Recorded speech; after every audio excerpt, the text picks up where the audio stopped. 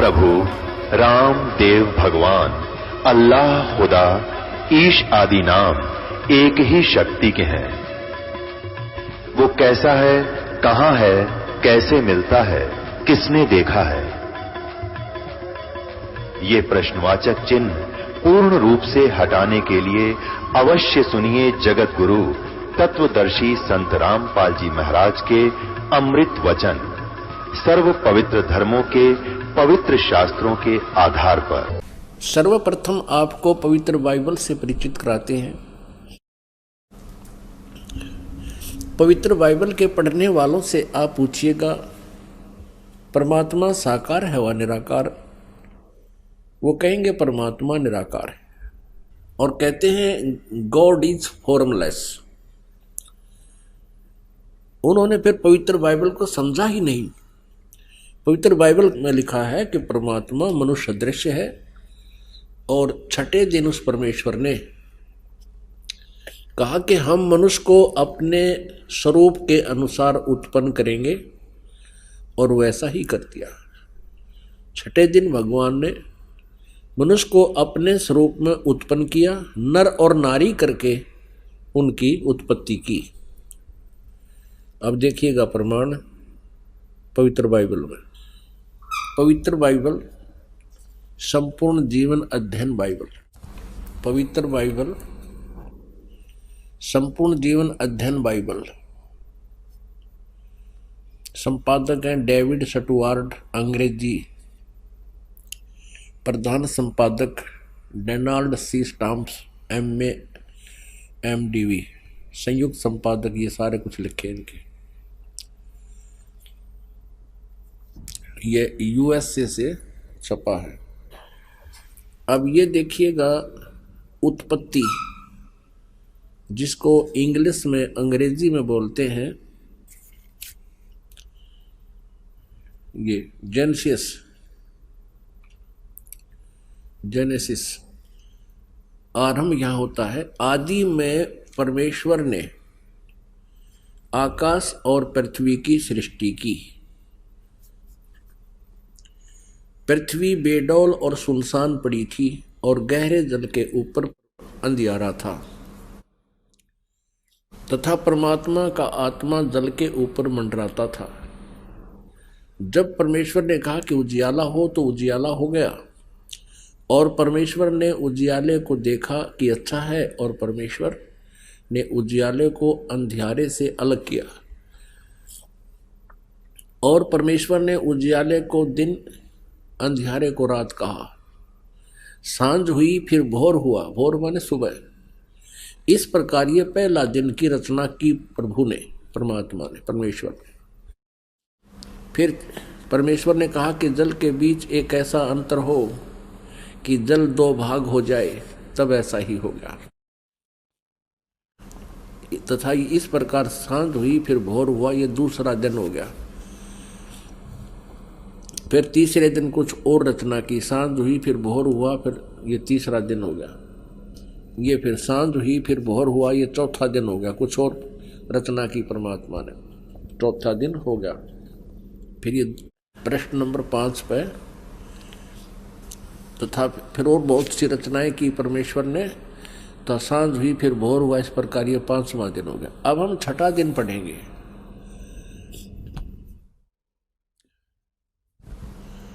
फिर परमेश्वर ने कहा कि हम मनुष्य को अपने स्वरूप के अनुसार अपनी समानता में बनाएं, और वे समुद्र की मछलियों और आकाश के पक्षियों और घरेलू पशुओं और सारी पृथ्वी पर और सब रेंगने वाले जंतुओं पर जो पृथ्वी पर रेंगते हैं अधिकार रखें, यानी उनसे बुद्धिमान हो। तब परमेश्वर ने मनुष्य को अपने स्वरूप के अनुसार उत्पन्न किया। अपने ही स्वरूप के अनुसार परमेश्वर ने उसको उत्पन्न किया, नर और नारी करके उसने मनुष्यों की सृष्टि की। पुण्यात्माओं फिर पढ़ लो। तब परमेश्वर ने मनुष्य को अपने स्वरूप के अनुसार उत्पन्न किया। अपने ही स्वरूप के अनुसार परमेश्वर ने उसको उत्पन्न किया। नर और नारी करके मनुष्यों की सृष्टि की। अब पवित्र बाइबल में उत्पत्ति ग्रंथ अध्याय नंबर 1 का श्लोक नंबर 26 है ये। इसमें स्पष्ट कर दिया है कि परमात्मा मनुष्य जैसा है, उसने मनुष्य को अपने जैसा बनाया है, नर और नारी करके उसकी उत्पत्ति की। आगे परमेश्वर ने एक और कमाल किया है कि मनुष्यों के लिए मांस खाने का आदेश उस परम पिता का नहीं है जिसने सब ब्रह्मांडों की रचना की, जो कुल का मालिक है। आगे देखिएगा इसी उत्पत्ति ग्रंथ में ये 26 नंबर हमने पढ़ लिया। 27 नंबर में कि मनुष्य 27, 26 और 27 में यही व्यवस्था बताई है कि 27 श्लोक में लिखा है कि तब परमेश्वर ने मनुष्य को अपने स्वरूप के अनुसार उत्पन्न किया। अपने स्वरूप के अनुसार परमेश्वर ने उसको उत्पन्न किया और नर और नारी करके मनुष्यों की सृष्टि की। अब 29 श्लोक में देखो, फिर परमेश्वर ने उनसे कहा मनुष्यों को, सुनो, जितने बीज वाले छोटे छोटे पेड़ सारी पृथ्वी के ऊपर हैं और जितने वृक्षों में बीज वाले फल होते हैं, वे सब मैंने तुमको दिए हैं, वे तुम्हारे भोजन के लिए। अब पूर्ण परमात्मा का कोई आदेश नहीं है मांस आहार करने का किसी भी मनुष्य को। और ये कितना बुरी तरह खाते हैं ये ईसाई लोग। तब सांझ हुई, फिर भोर हुआ, इस प्रकार 6वां दिन हो गया। ये और बहुत सी रचनाएं की इसके बाद। अब 7वां दिन देखो,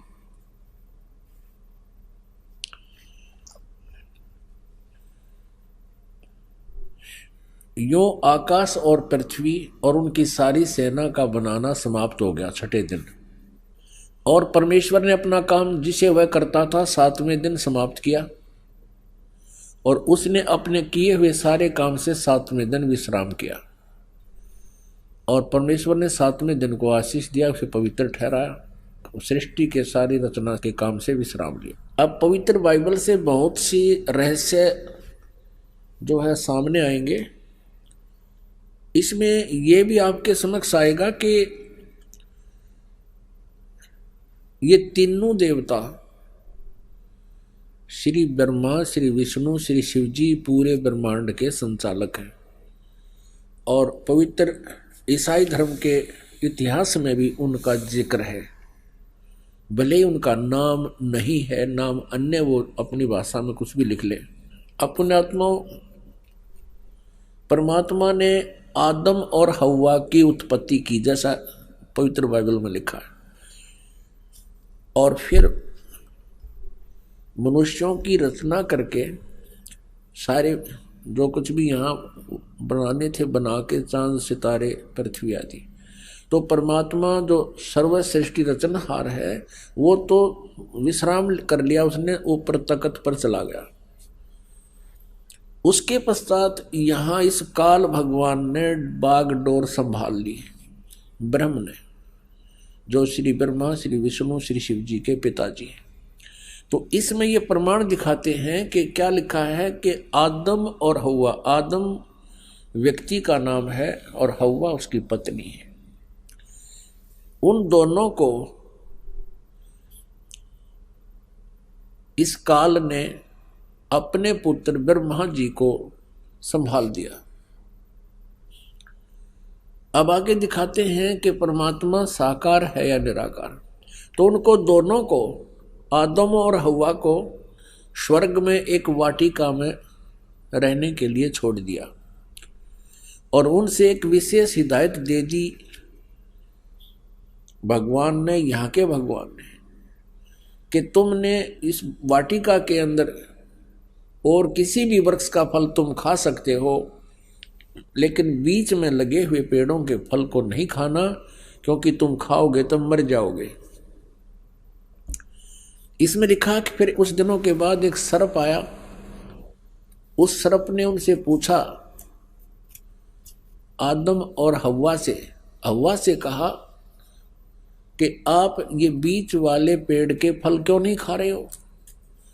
तो हव्वा ने सर्प से बताया कि हमारे को भगवान ने मना किया है और कहा कि तुम यदि बीच वाले फल खा लोगे पेड़ों के तो तुम्हारी मृत्यु हो जाएगी। तो सर्प ने कहा कि नहीं, ऐसा नहीं होगा, ये भगवान तुम्हें बहका रहा है, तुम नहीं मरोगे बल्कि तुम्हें अच्छे और बुरे का ज्ञान हो जाएगा इसके फल खाने से।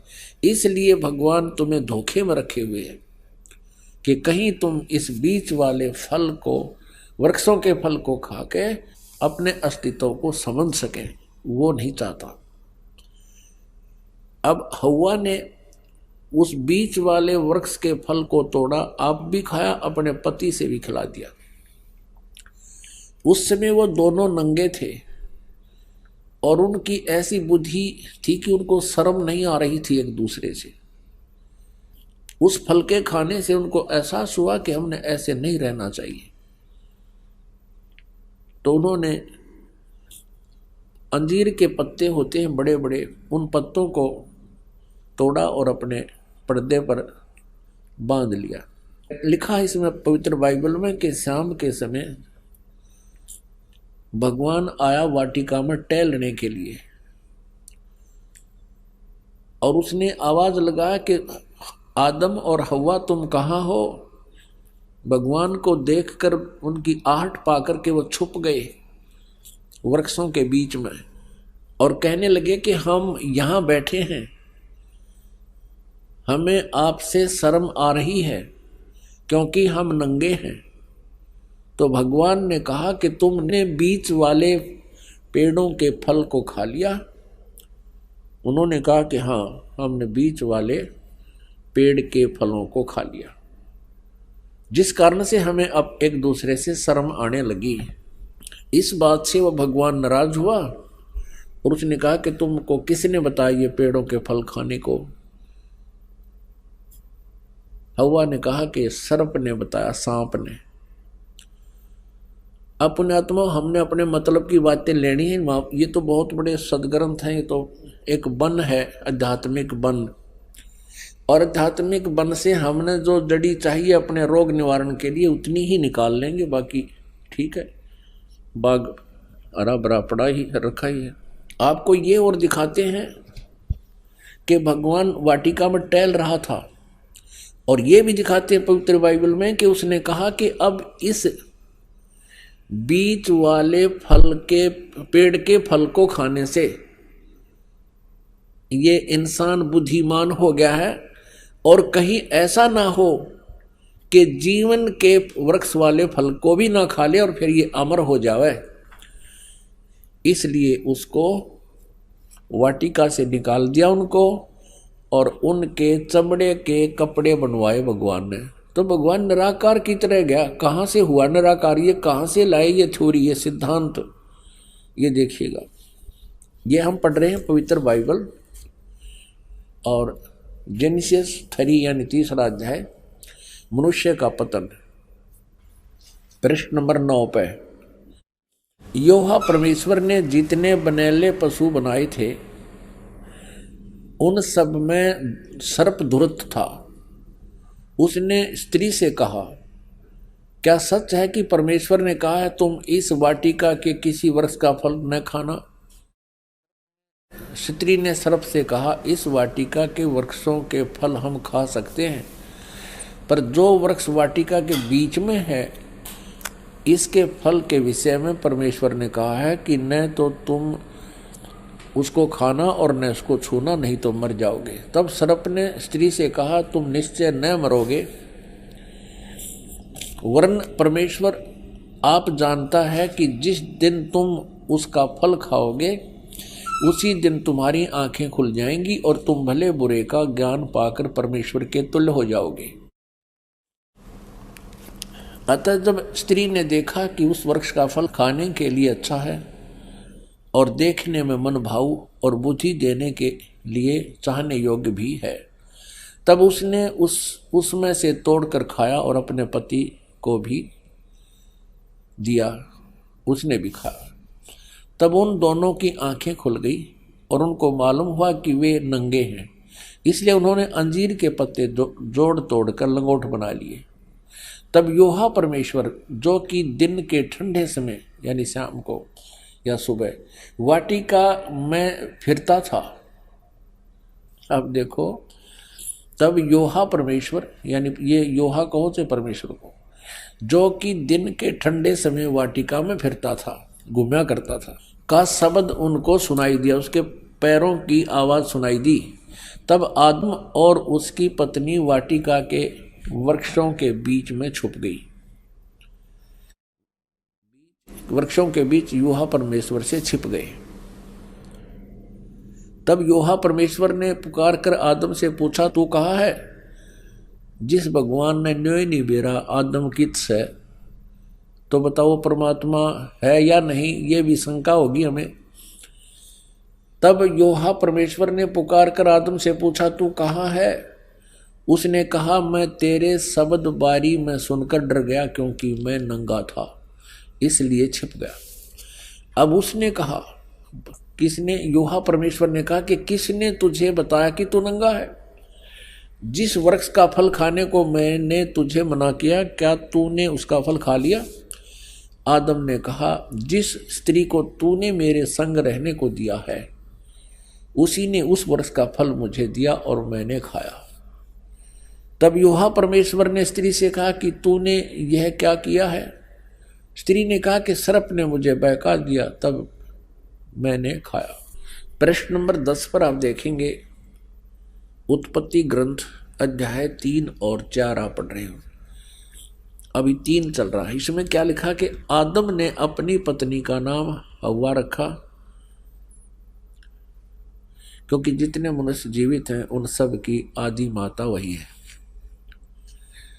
और योहा परमेश्वर ने आदम और उसकी पत्नी के लिए चमड़े के अंग रखे बनाकर उन्हें पहना दिए। ये भगवान निराकार कहाँ से सारी बात करे, उनके कपड़े बुनवावे, घूमे फिरे, बोले बतलावे। फिर योहा परमेश्वर ने कहा कि मनुष्य भले बुरे का ज्ञान पाकर हम में से एक के समान हो गया है। अब भगवान एक से अनेक हो गए।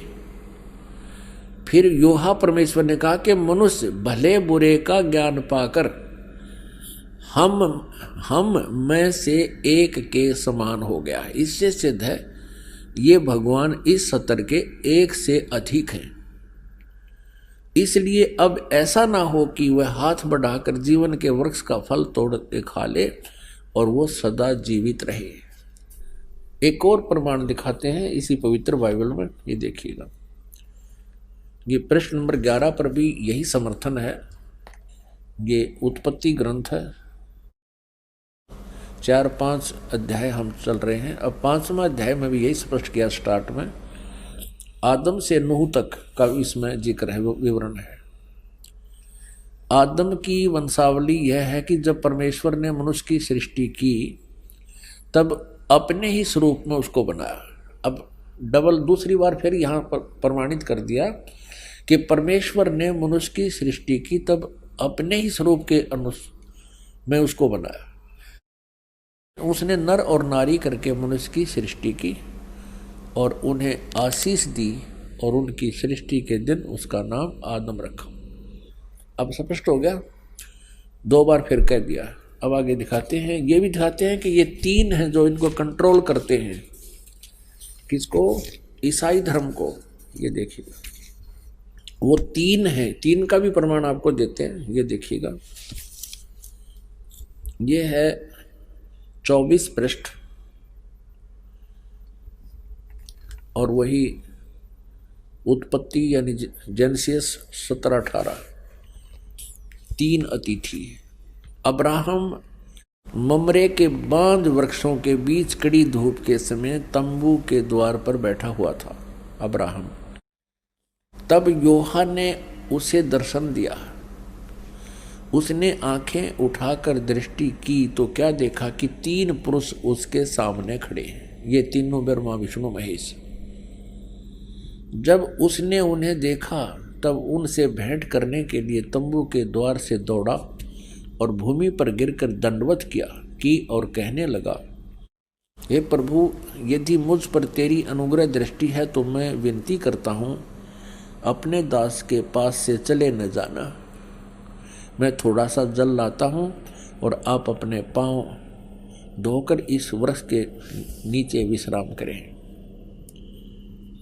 फिर मैं एक टुकड़ा रोटी ले आऊं और उसे आप अपने अपने जीव के को तृप्त करें, तब उसके पश्चात आगे बढ़ें, क्योंकि आप अपने दास के पास इसलिए पधारे हैं।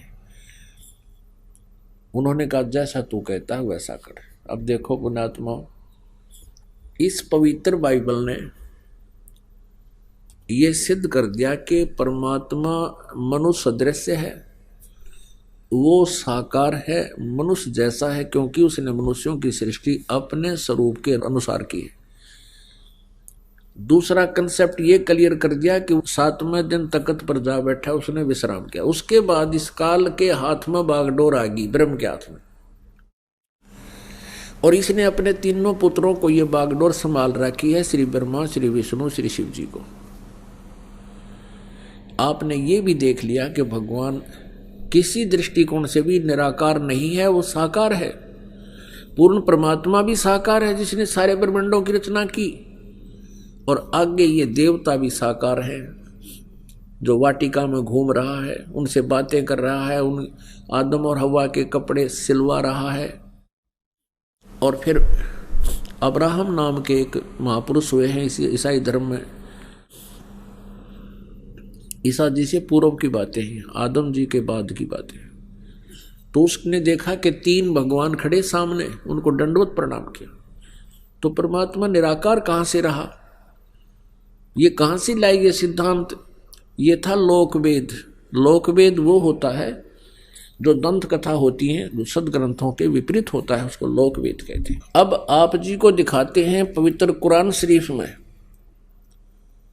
आप किसी भी मुसलमान धर्म के श्रद्धालु से पूछिएगा कि अल्लाह कैसा है, वो कहते अल्लाह तो बेचून है। बेचून में निराकार है। अब कबीर साहब कहते हैं खोजत खोजत था किया, अंत कहा बेचून, कि जिस तरीके से ये परमात्मा को खोज रहे हैं वैसे वो मिल नहीं सकता, और खोजते खोजते थक गए तो अंत में कह दिया वो निराकार है, दिखाई देता नहीं। और उसी लोकवेद को सभी समाज में प्रवेश कर दिया। अब देखिए पवित्र कुरान शरीफ में परमात्मा साकार है, मनुष्य सदृश्य है, और पवित्र कुरान शरीफ का जो ज्ञान देने वाला अल्लाह है, जिस अल्लाह ने पवित्र कुरान शरीफ का ज्ञान दिया वो मुसलमान धर्म का फाइनल गॉड है। अब वो अंतिम भगवान है कि वो पूर्ण परमात्मा मानते हैं कि वो ही समर्थ शक्ति है जिसने कुरान शरीफ का ज्ञान हजरत मोहम्मद जी को दिया। अब दिखाएंगे कि वो ही कुरान शरीफ के ज्ञान देने वाला अल्लाह कहता है कि और एक सुप्रीम गॉड है और उसका ज्ञान मैं भी नहीं रखता, यानी कुरान शरीफ के ज्ञान देने वाला अल्लाह भी उस पूर्ण परमात्मा के ज्ञान से अपरिचित है। उसके लिए ऑप्शन छोड़ दिया है कि किसी बाखबर से पूछो। इसी प्रकार पवित्र श्रीमद् भगवत गीता अध्याय नंबर 4 के श्लोक नंबर 34 में कहा है, गीता ज्ञान देने वाला अल्लाह भी वही है और कुरान शरीफ का ज्ञान देने वाला अल्लाह भी वही है। अब पवित्र श्रीमद् भगवत गीता जी अध्याय नंबर 4 के श्लोक 34 में कहा है, अर्जुन उस तत्व ज्ञान को जो परमेश्वर ने स्वयं आकर अपने मुखारविंद से बोला है, चौथे अध्याय के 32वें श्लोक में जिसके विषय में कहा है, उस सच्चिदानंद घनम की वाणी को, यानी उस तत्व ज्ञान को तू तत्वदर्शी संतों के पास जाकर समझ। उनको दंडवत प्रणाम करने से, सरलता पूर्वक प्रसन्न करने से वह तत्वदर्शी संत तुझे उस परमात्म तत्व का ज्ञान बताएंगे। इससे सिद्ध है कि पवित्र गीता जी का ज्ञान देने वाला वो भगवान भी अपरिचित है उस कंप्लीट स्पिरिचुअल नॉलेज से और उस परम अक्षर ब्रह्म से, पूर्ण परमात्मा से। अब देखिएगा पवित्र कुरान शरीफ, देखिएगा पवित्र कुरान शरीफ, इसके विषय में लिखा है कि यह वह इलामी किताब है जिसमें कोई संदेह की गुंजाइश नहीं। भाव ये है कहने का कि इसमें जो लिखा है हमें पूर्ण रूप से मान्य है। अब इसमें मुतरजम यानी शास्त्रीय अरबी पद्धति पर नागरी लिपि में रूपांतरकार हैं नंद कुमार अवस्थी, शेरवानी संस्करण।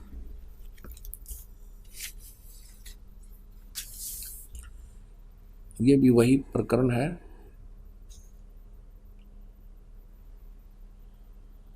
प्रकाशक है लखनऊ किताब घर, मौसम बाग, सीतापुर रोड, लखनऊ।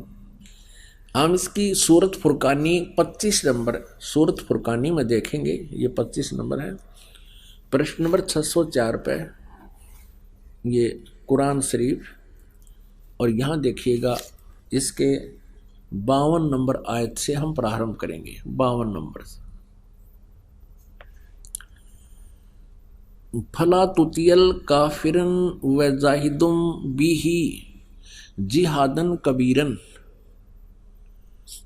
अब इसी का इन्होंने, ये तो है अरबी भाषा देवनागरी लिपि में लिख दी, ये है अरबी भाषा उर्दू भाषा में लिखी है, उर्दू लिपि में ये सारा। और यही भाषा फिर हिंदी में लिख दी इन्होंने। जिस प्रकार ये उर्दू में लिखी है, भाषा ये अरबी है, इसका अनुवाद भी इन्होंने यहां किया है। देखिए ये 52 नंबर है। अब कुरान शरीफ के ज्ञान देने वाला अल्लाह हजरत मोहम्मद जी से कह रहा है कि ए पैगंबर, तुम काफिरों का कहा न मानना, और इस कुरान की दलीलों से, यानी मैं तुझे जो ज्ञान दे रहा हूं उनका सामना बड़े जोर से करो। इन्होंने इस कबीर का अर्थ जिहादन कबीरन, इन्होंने कबीर का अर्थ यहां बड़ा कर दिया। अब किसी ना किसी अक्षर का, शब्द का अर्थ तो होता ही है। अब इसका वास्तविक अर्थ क्या होता है ये दास बताएगा। इसका अर्थ ये है कि हजरत मोहम्मद को कुरान शरीफ के बोलने वाला अल्लाह कह रहा है कि जो कबीर नाम का भगवान है, कबीर अल्लाह है, जिसे ये अल्लाह अकबर बोलते हैं, अल्लाह अकबर, अल्लाह कबीर। अल्लाह कबीर का अर्थ है वो ये करते हैं बड़ा भगवान। यदि इन्हीं के शब्दों में हम ये माने कि वो बड़ा भगवान है, जिसकी तरफ कुरान शरीफ के ज्ञान देने वाला अल्लाह हजरत मोहम्मद को कह रहा है कि वो बड़ा जो भगवान है, उसके विषय में ये अन्य व्यक्ति जो काफिर हैं, जो उस बड़े भगवान को नहीं भजते हैं, वो काफिर हैं और वो विश्वास नहीं करते इन बातों पर जो मैं तुझे बता रहा हूं कि कबीर इज गॉड, कि वो अल्लाह है, वो बड़ा भगवान है। तो तू उनकी बातों में मत आना और मेरे द्वारा दिए गए इस कुरान शरीफ के ज्ञान पर विश्वास रखना और उनकी बात नहीं मानना। इसके लिए तू संघर्ष करना, कबीर के लिए संघर्ष करना। जिहादन कबीरन, इस कबीर भगवान के लिए, कबीर अल्लाह, वो कबीर अल्लाह है, वो कबीर परमात्मा है, सारी सृष्टि का रचनहार है। तो मेरी बातों पे विश्वास कर। और ये काफिर नहीं मानते उस कबीर को, उस भगवान को, उस समर्थ शक्ति को। तो उनकी बातों में मत आना और मेरे द्वारा दिए गए कुरान शरीफ के इन दलीलों पर विश्वास करना और इनके साथ संघर्ष करना। लड़ना नहीं, जिहाद का अर्थ कोई लठ बजाना नहीं, संघर्ष करना। ये चाहे तुझे तंग करें या दुखी करें, लेकिन तू इनकी बातों को मत मानना। इतनी सी बात है। अब यहाँ पर जो कबीर शब्द है, इसमें कबीरन शब्द है, तो दूसरी कुरान मजीद है, पवित्र मजीद है, वो दिखाते हैं। ये पवित्र कुरान मजीद और कुरान शरीफ के और नाम का अंतर है, जो के तो अक्सर हैं, मतलब लाइन पंक्ति का भी अंतर नहीं है, फिर भी इससे बहुत कुछ कंसेप्ट क्लियर होगा। देखिएगा, यह है पवित्र कुरान मजीद, प्रकाशक हैं आसिफ बुक डिपो, 422 मटिया महल जामा मस्जिद दिल्ली 6। कुरान मजीद हिंदी मुतरजम मा अरबी मतन तर्जुमा मौलाना फ़तेह मोहम्मद खान साहिब जालंधरी तसही मौलाना अब्दुल मजीद सरवर साहिब प्रकाशक है Farid book depot private limited नई दिल्ली। यह है सूरत फुरकानी जो की त्यों, सूरत फुरकानी 25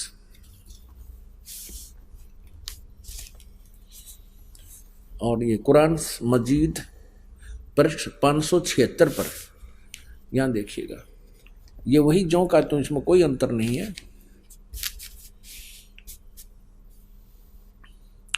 ये अरबी भाषा उर्दू में लिखी है और यही अरबी भाषा हिंदी देवनागरी लिपि में लिखी है। ये 52वें आयत हमको आपको दिखाते हैं। फला तुतियल काफिरन न जाहिदम बिही जिहादन कबीरा, उसमें कबीरन लिखा है, केवल इसमें कबीरा लिखा है तो हम उसे कबीर बोल देते हैं, सीधा कबीर। वो कबीर अल्लाह है। अब यहाँ से हम इतना ही लेंगे, अधिक नहीं। अब हम फिर पवित्र कुरान शरीफ से ही आगे बढ़ेंगे। इससे तो इतना कंसेप्ट क्लियर करना था, इसके कबीरन कहो या कबीर कहो या कबीरा कहो, अर्थ उनका एक ही है। आप देखना, ये कुरान शरीफ हम फिर कुरान शरीफ पर आगे, ये देखिएगा, ये कुरान शरीफ हम फिर देख रहे हैं किताब, ये वही है कुरान शरीफ। अब यहाँ आगे हम सूरत फुरकानी 25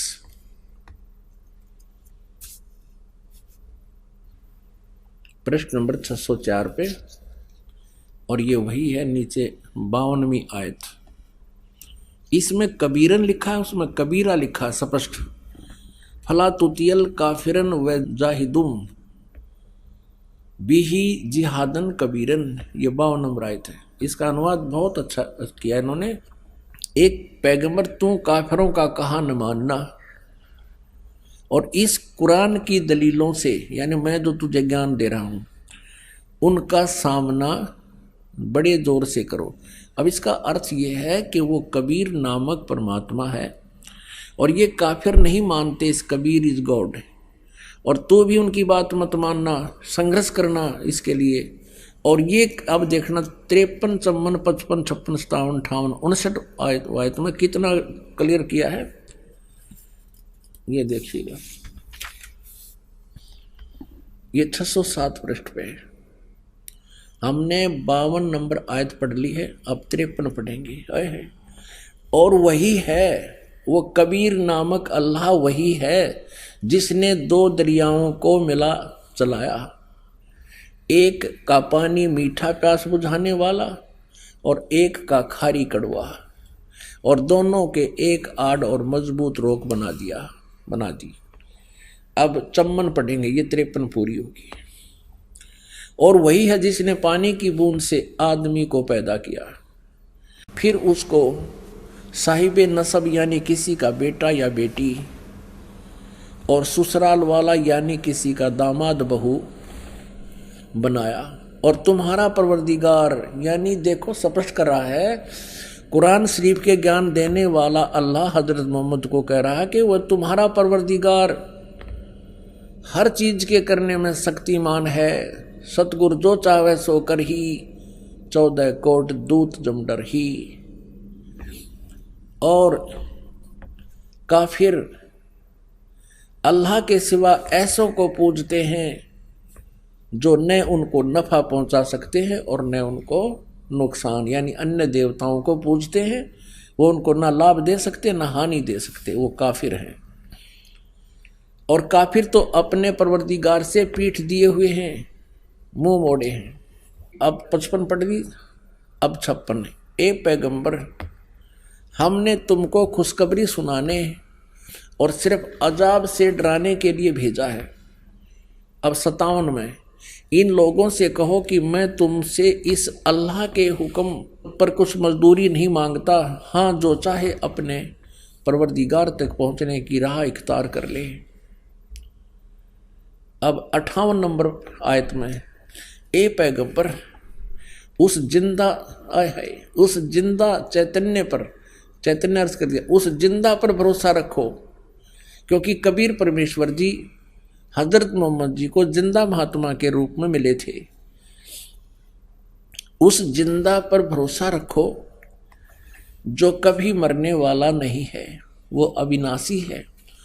और तारीफ के साथ उसकी पाकी यानी पवित्रता बयान करते रहो, उसकी महिमा का गुणगान करते रहो।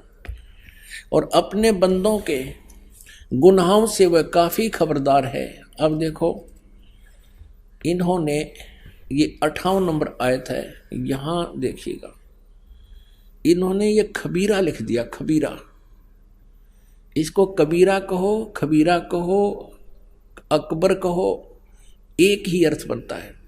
इसमें लिखा है कि वो कबीर नामक परमात्मा इबादत ही कबीरा है। इबादत, इबादत माने पूजा, इबादत ही माने पूजा के योग्य, वो कबीरा है, वो कबीर नामक परमात्मा। इसको खबीर कहो, कबीर कहो। इबादत ही माने इबादत, इबादत माने पूजा, इबादत ही माने पूजा के योग्य, वो कबीर परमात्मा है। ये 58 नंबर आयत है। आगे देखो इसका इन्होंने अर्थ जो किया वो पढ़ेंगे कि ए पैगंबर उस जिंदा पर भरोसा रखो जो जिंदा महात्मा के रूप में तुम्हें मिला था।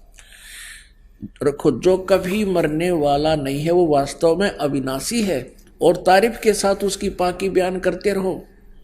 और अपने बंदों के गुनाहों से यानी अपने भक्तों के पाप का वो नाश कर देता है। यहाँ इन्होंने इस कबीर का अर्थ काफ़ी कर दिया। काफ़ी, बड़ा कहो, बहुत कहो, घना कहो, बड़ा कहो। खबरदार है यानी जानता है, वो नाश कर देता है। और इस 59 में 59 में तो कमाल कर दिया। और ये कबीर नामक अल्लाह वही है जिसने आसमानों और ज़मीन और जो कुछ उनके बीच में है सबको 6 दिन में पैदा किया, फिर तख्त पर जा बिराजा। ओए होए, वही पवित्र बाइबल कह रहा है कि 6 दिन में सृष्टि रची, 7वें दिन विश्राम किया। और यही पवित्र कुरान शरीफ कह रही है कि जिसने आसमान और ज़मीन के और जो कुछ उनके बीच में था है सबको 6 दिन में पैदा किया और फिर तख्त पर जा बिराजा। वो अल्लाह बड़ा, ये लिखना है वो अल्लाह कबीर। 59 में देखिएगा यहाँ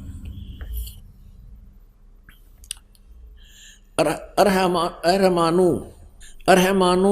असल फसल बीही यु खबीरन।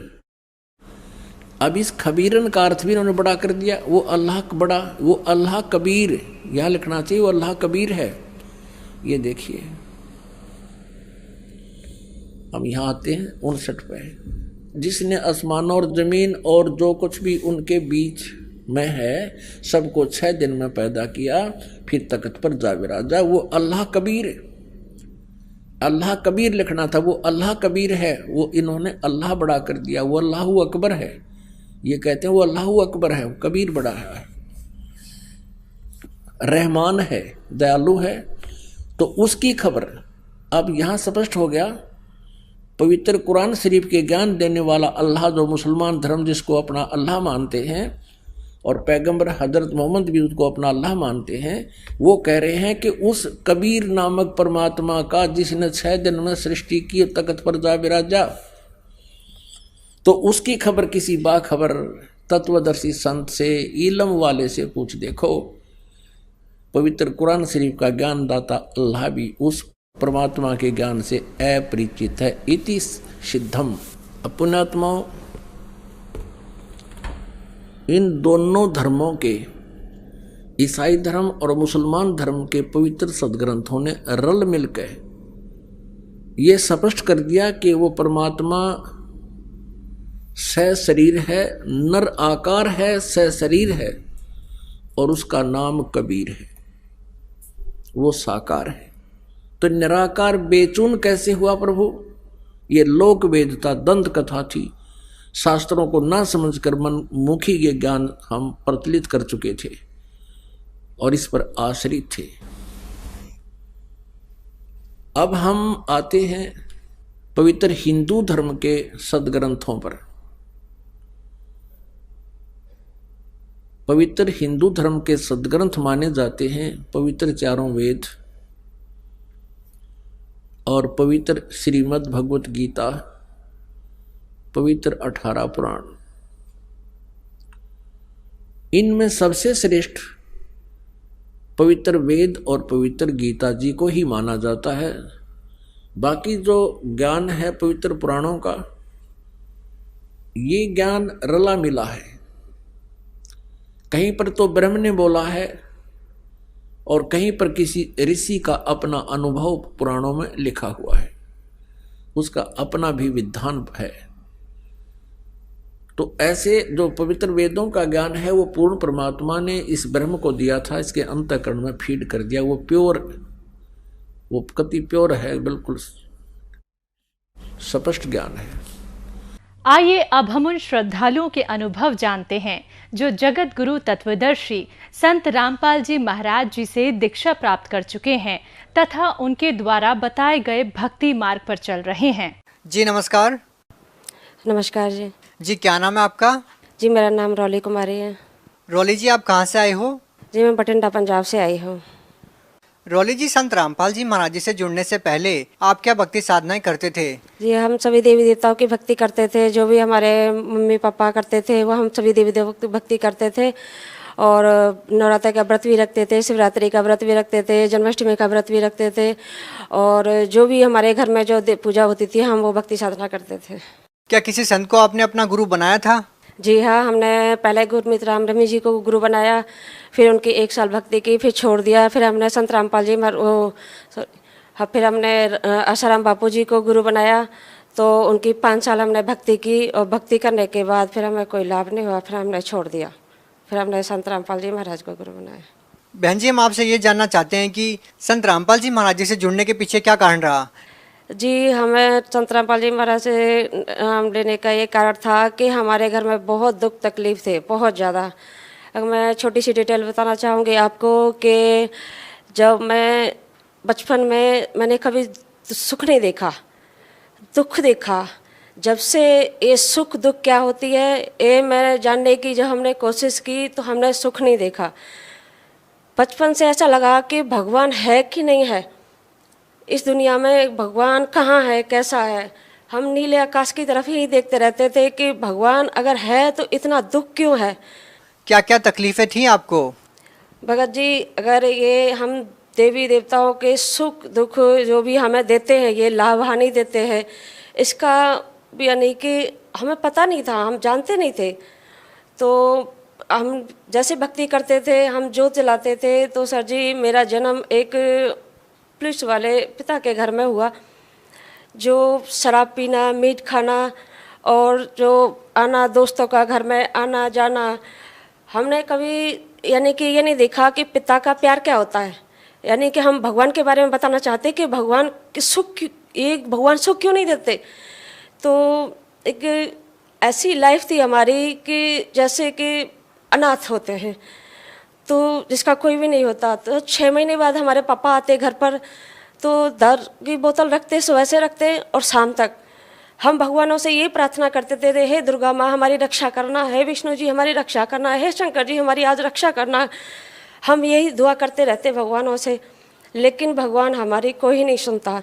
सुबह की दारू रखती, मारपीट शुरू करते तो शाम तक चलती, और रात को फिर थोड़ा सा घूमने जाते, फिर दोस्त साथ आ जाते, फिर दारू की बोतल रखते, फिर रात के 12-1 बजे तक बोतल चलती, फिर मारपीट शुरू हमारी मम्मी के साथ, हमारे साथ। यानी कि हमने बचपन मारपीट से ही शुरुआत की। हमने उन भगवानों की जो भक्ति करते करते, व्रत करते करते, हमने सुख नाम की कोई चीज़ नहीं जानी कि सुख क्या होता है, कैसा होता है। सभी देवी देवताओं की जोत जलाते, व्रत रखते, यानी कि बहुत कुछ करते, लेकिन हमने नहीं जाने। हम यहाँ तक आ गए कि हमने सुसाइड करने की भी कोशिश कर ली। फिर हमने सोचा हमारी भी ज़िंदगी हम भी जीना चाहते हैं, अगर भगवान यहाँ सुख नहीं देता अगले आगे जाके देगा, क्योंकि हम लड़की हैं, हम चले जाएंगे इस घर से, फिर वापस नहीं आएंगे। यानी कि इतना दुख, यानी कि इतना मानसिक शोषण, शारीरिक शोषण इतना कि भगवान ने हमारी सुनी नहीं, वहाँ कुछ भी नहीं सुना। लेकिन हमने सोचा भगवान कहीं तो है, हम रात को नीले आकाश की तरफ देखते हैं कि भगवान वहाँ ऊपर रहता है, तो कभी तो सुनेगा, कहीं तो है, यहाँ से निजात कभी तो मिलेगी। तो ऐसे ही हमारी शादी होगी और हम वहाँ आ गए। तो वहाँ हमने फिर सोचा, नई ज़िंदगी की शुरुआत की उस भगवान के ही नाम। तो हमने सोचा कि गुरु बनाना बहुत ज़रूरी है, गुरु बनाना चाहिए, गुरु के बगैर भक्ति नहीं सफल होती। तो फिर हम किराए के मकान में रहते थे भगत जी, तो वहाँ हमने गुरु बनाया गुरमीत राम रहीम जी को। तो वहाँ गुरु बनाया तो हमें कोई भक्ति साधना अच्छी नहीं लगी उनकी, तो ऐसे ही हमने उनको छोड़ दिया, क्योंकि वो एक माला देते थे और बस वाहिगुरु, रूह वहाँ जाएगी, रूह ऐसे करेगी, रूह वो करेगी, रूह वो ऐसे करेगी। तो हमें कुछ जचा नहीं, क्योंकि हम हिंदू धर्म में रहने वाले थे। तो हिंदू धर्म के कुछ अलग ही होते हैं, लेकिन उनका ना तो मुसलमान धर्म का था, ना हिंदू धर्म का था, ना सिख धर्म का था, ना ईसाई धर्म का था, कुछ अलग ही था। तो और कोई सुख शांति भी नहीं घर में, बस वही अपना टाइम पास करना। तो हमने छोड़ दिया 1 साल। तो फिर हमने कोई गुरु नहीं बनाया। फिर सर जी हमारे यानी कि दौड़े पड़ने शुरू हो गए, हमको बहुत दौड़े पड़ते थे, यानी कि हम खाना और सोना 2 ही काम जानते थे और कुछ नहीं जानते थे। तो हमने सोचा यहाँ भी दुख, वहाँ भी दुख, माँ बाप के घर में भी दुख, कि दुख भगवान है नहीं इस दुनिया में। तो फिर तो हम ऐसे ही चलती रही, गाड़ी चलती रही, ऐसे ही बस परमात्मा के सहारे जीते रहे कि परमात्मा कहीं तो है, कुछ तो है। फिर हम किसी दोस्त के घर गए हुए थे, तो वहाँ उनके बहुत प्रेत बांधा थी। तो वहाँ वो किसी मंदिर में जाते थे, बठिंडा जोगी नगर टिब्बे के पास बालाजी का मंदिर था, वहाँ अमर सिंह चौहान मंदिर का पुजारी था। तो उसने हमको देखा, तो उसने कहा कि इस बेटी पर भी भूत प्रेत की बांधा है। तो हमने कहा नहीं हमसे तो ऐसे नहीं हो सकता, हमारे पे तो कोई नहीं है, हम तो ठीक है। तो कि नहीं है, इनके कोई नीले नीले निशान पड़ते होंगे, तुम्हारे शरीर पर है। तो बोले कि हमने सोचा हाँ पड़ते तो है, नीले नीले निशान बहुत पड़ते हैं हमारे शरीर पर। तो हम दिखाते भी थे कि ये पता नहीं क्या हो गया है। तो उन्होंने कहा ठीक है, इन मंगलवार को इनको लेकर आना। तो मंगलवार को हम चले गए। तो सर जी मंगलवार को जैसे ही हम गए, तो जैसे कि एक बैल होता है ना जो किसी को मारने के लिए ढूंढता है, ऐसे हम पूरे में, जिसका इतना बेड़ा था, हम पूरे में ढूंढते रहे। कभी इस दीवार में टक्कर, कभी इस दीवार में टक्कर, कभी इस दीवार में। ऐसा लगे कि लगता है आज हमारा अंतिम दिन है। तो उन्होंने खूब यानी कि हमें पता नहीं क्या किया हमारे ऊपर, हमें बहुत ज़्यादा यानी कि शारीरिक कष्ट हुआ। तो हम घर पर आ गए। तो उन्होंने कहा कि देख ला, मैंने बोला था ना इनके ऊपर प्रेत बांधा है। तो फिर हमने कहा हम क्या करें फिर, कि आप ऐसे करो कि 1-2 मंगलवार इनको लेकर आओ, और बालाजी महाराज ना, मेहंदीपुर के बालाजी महाराज है, सब ठीक कर देंगे। तो हमने कहा ठीक है, हम लेकर आएंगे। तो मेरे भगत जी बोले कि ठीक है लेकर आएंगे। तो लेकर गए। तो भगत जी उन्होंने 2-3 मंगलवार ऐसे ही हमको घुमाया, महीना साल बीत गई। तो मेरे पति है जो, उनको वो बोले कि भाई ये ठीक क्यों नहीं हो रही। तो मंदिर के पुजारी ने कहा कि आप ऐसे करो कि इनको चूरमा चढ़ाओ, देसी घी का चूरमा चढ़ाओ, सवा महीने का, तब ये ठीक होंगी। तो हमने कहा भाई घर में खाने के लिए तो घी नहीं है, और सवा महीने का चूरमा चढ़ाएंगे तो ठीक है, अपने कष्ट दूर करने के लिए तो करना ही पड़ेगा। तो फिर घी का चूरमा चढ़ाया काफ़ी सारा। तो उन्होंने बांटा, 1 बार चढ़ाया, 2 बार चढ़ाया। फिर मेरे पतिदेव बोलते हैं कि ये ठीक क्यों नहीं होती भाई, अभी हमने तो चूरमा भी चढ़ा दिया। आपने बोला कि आप ऐसे करो कि चांदी का छत्र चढ़ाओ। तो उन्होंने बहुत ज़्यादा ट्रीटमेंट कराई, तो जाके हम वहाँ भी ठीक नहीं हुए, जो भी हमारी बीमारी थी ठीक नहीं हुई। फिर हमने सोचा कि आशाराम के किसी को गुरु बना ले दोबारा से, तो हम ठीक हो जाएंगे। तो हमने संत आशाराम जी को गुरु बनाया। तो गुरु बनाने के बाद हमने भी वहाँ भी जो भी उन्होंने क्रियाक्रम हमें बताए, हमने बहुत भक्ति की, बहुत भक्ति साधना की, जो भी है। यहाँ तक कि हमारे अखंड ज्योत भी जलती थी, और तुलसी में अलग ज्योत जलाते थे, यानी कि सारा हम करते थे जो भी वो बताते थे। एकादशी का व्रत, वीरवार का व्रत, इतवार का व्रत, अक्षय तृतीया का व्रत, यानी कि सब कुछ करते थे जो भी वो बताते थे। तो उसके बाद भी ठीक नहीं हुई। फिर वो उत्तरायण पर बुलाते थे हमको कि उत्तरायण पर ऐसा करो, अब कभी भी ना सत्संग में आ सको तो ऐसे करो, साल में 1 बार आ जाओ उत्तरायण पे, तो उस सारी आपकी यानी कि जितनी भक्ति बैटरी है वो चार्ज हो जाती है उत्तरायण पर, पर्व पर। तो वहाँ लाखों की संख्या में यानी कि जो भी जितने भगत उनके अनुयायी वहाँ आया करते थे। तो हम भी वहाँ जाते अहमदाबाद। तो फिर घर आके फिर हम वही बीमार रहने लगे। तो हमने कहा कि इतनी भक्ति करने के बावजूद भी हमारी बीमारी नहीं जाती तो हम क्या करें। फिर धीरे धीरे हमारा मन इन भक्ति से हटने लगा। जो हम 2 घंटे लगाते थे भक्ति में, वहाँ हमारा 1 मिनट भी दिल नहीं लगता। ऐसे लगता कि इस दुनिया में भगवान है ही नहीं, बिल्कुल भी नहीं है भगवान। तो फिर आपको संत रामपाल जी महाराज जी के बारे में कैसे पता चला? मेरा और मेरे हस्बैंड का सर जी झगड़ा चल रहा था, तो इसी टाइम कोई किसी ने बैल बजाई और वहाँ पर जब जाकर देखा तो कोई ज्ञान गंगा पुस्तक लेकर खड़ा था। तो मेरे पतिदेव ने वो किताब ली, तो लेकर के अंदर बेड पर रखी। हमने भी देखा कि कोई किताब है तो अंदर रखी। हमने जल्दी से काम किया और उस किताब को पढ़ा। तो पढ़ के हमें ऐसा लगा कि हम तो इन्होंने जो नियम लिखे हैं वो नियम हमें कुछ जचे नहीं।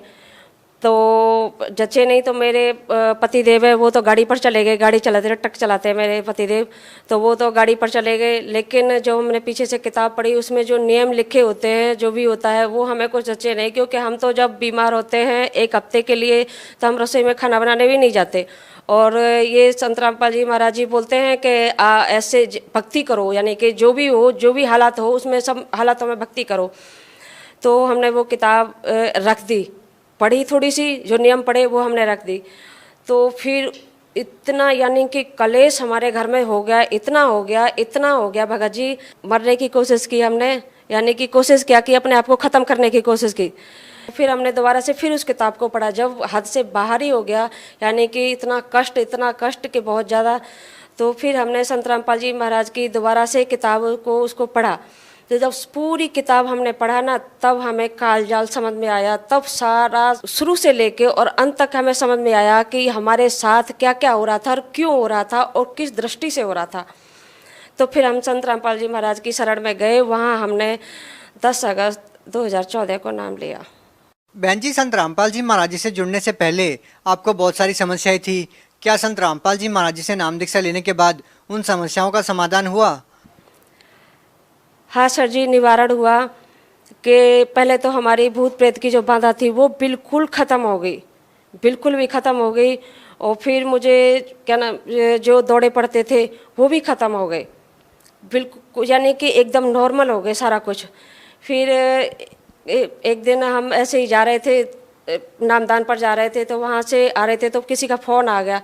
फ़ोन आ गया तो हमारे ऐसे फ़ोन लगा था कान पर। बातों में इतने यानी कि हम वो हो गए कि हमें पता ही नहीं लगा कि आगे लाइन भी क्रॉस करनी है हमको। हाँ, प्लेटफार्म पर यानी कि क्रॉसिंग करते हैं तो ऊंचा प्लेटफार्म होता है, तो नीचे से कूद करके हमें पल्ले प्लेटफार्म पर जाना था। तो हम बातें करते करते चले जा रहे थे। तो ऐसे जब हमने वो क्रॉसिंग कर ली, तो क्रॉसिंग करने के बाद हम प्लेटफार्म पर आए, तो प्लेटफार्म पर जैसे नींद से जगते हैं ना, ऐसे जगे कि हमने ऐसे ना, तो हम बैठे ना, कैसे क्रॉस कर लिया हमने। परमात्मा ने हमको किस तरीके से क्रॉस कराया। फिर दूसरा हमें लाभ ये दिया सर जी कि हम किसी रिश्तेदारी में गए थे, तो वहाँ बहुत तेज अचानक ही पेट में दर्द था जो कभी नहीं हुआ। तो वहाँ डॉक्टर के पास गए, उन्होंने टीका लगाया, दवाई दिया, नहीं सारा कुछ दिया, तो उन्होंने कहा जाओ ठीक हो जाएगा। लेकिन फिर हम आए रास्ते में, तो फिर हम दूसरी जगह रुके। वहाँ फिर दूसरे दिन हमारे वही हालत शुरू हुई। वहाँ भी डॉक्टर को दिखाया तो उन्होंने कहा इस दवाई से ठीक होते हैं तो होते हैं, और नहीं तो मेरे बस की बात नहीं है, इनको यहाँ से ले जाओ। फिर हम अपने यहाँ घर पर बठिंडा आ गए, तो यहाँ भी दिखाया, डॉक्टरों को दिखाया, तो यहाँ भी कहते हैं कि पता नहीं लग रहा है इनका कि है क्या चीज़।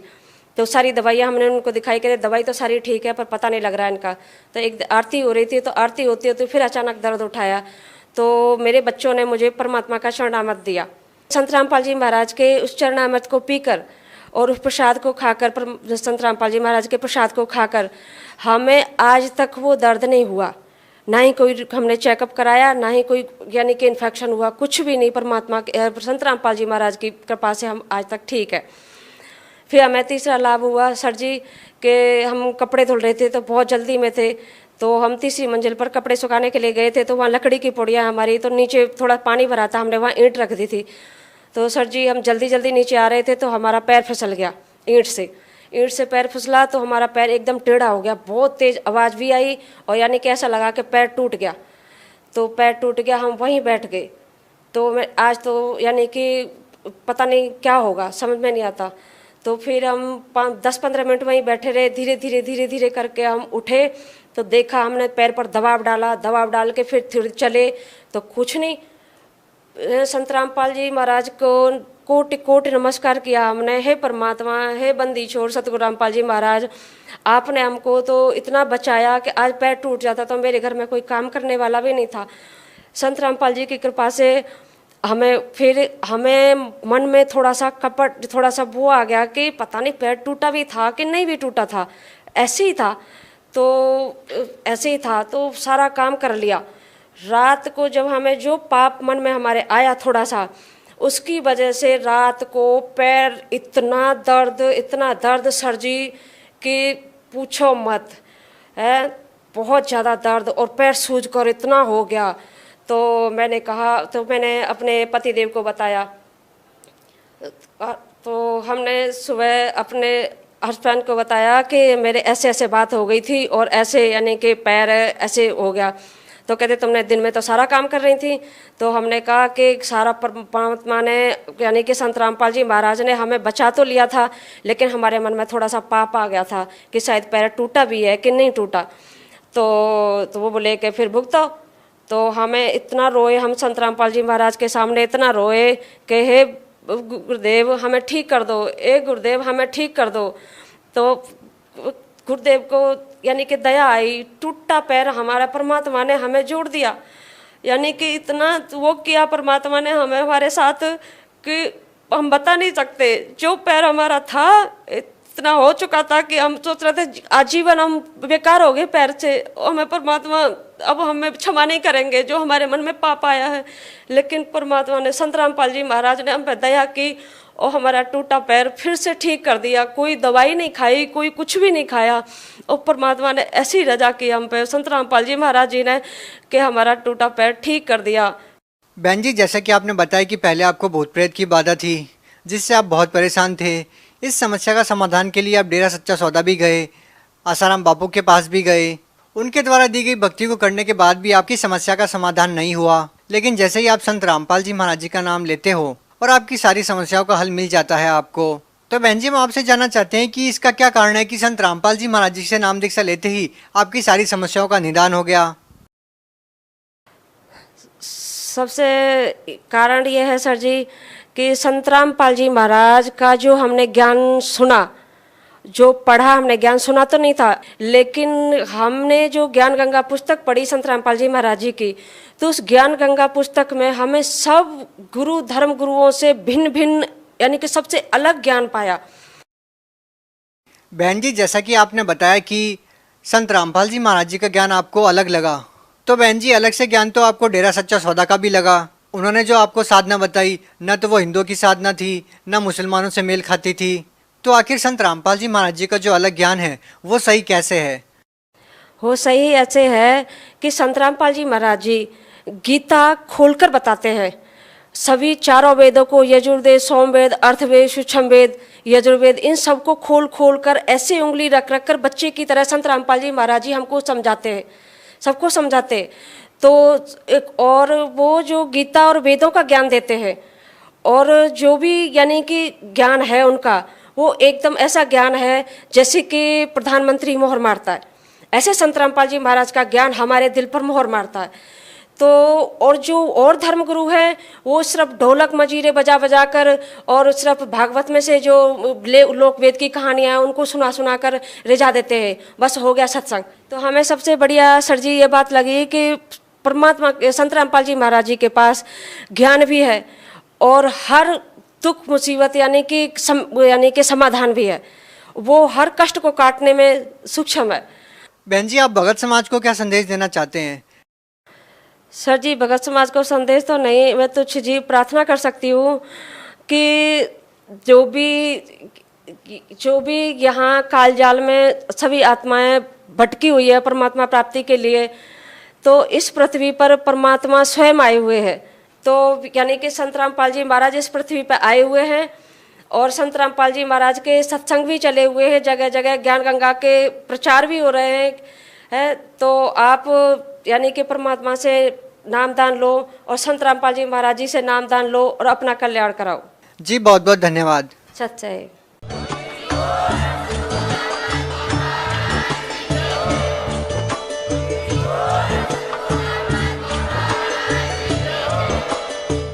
सुन रहे थे जगत गुरु तत्वदर्शी संत रामपाल जी महाराज जी के मंगल प्रवचन। अधिक जानकारी के लिए विजिट कीजिए हमारी वेबसाइट www.jagatgururampalji.org।